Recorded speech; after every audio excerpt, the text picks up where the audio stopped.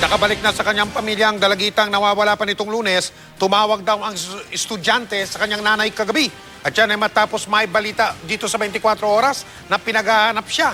Nakatutok si Rafi Tima. Wala pang isang oras matapos sumere sa 24 oras kagabi, natanggap ni Nanay Feli Era ang tawag na 3 araw na niyang hinihintay. Ang kanyang anak na si Erica na nawawala mula pa noong Lunes, umiiyak sa kabilang linya. Di nagulat kami, na-alarma kami, sabi ko, sino yan? Si Erica, si Erica. O, tapos inaagaw kong cellphone. Di man na siya, nagsasalta siya, ma, sorry. Ano ba si Papa? Sabi ko, nakahiga. Lahat kami kinakausap, hingi ng tawad, umiiyak. Iyakan naman kami. Bagaman tumawag, tumanggi umano si Erica na sabihin kung nasaan siya at kung sino ang kanyang kasama.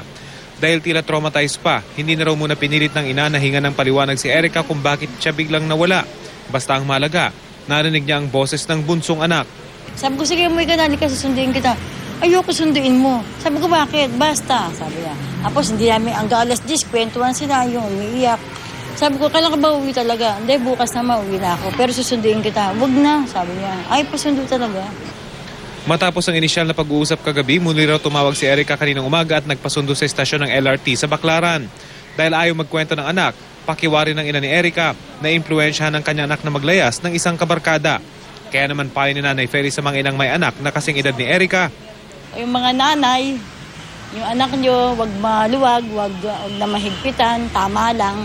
Kaya ako, parang na ako may phobia dahil masyado ko inispolyo anak ko eh. Kasalanan ko rin eh.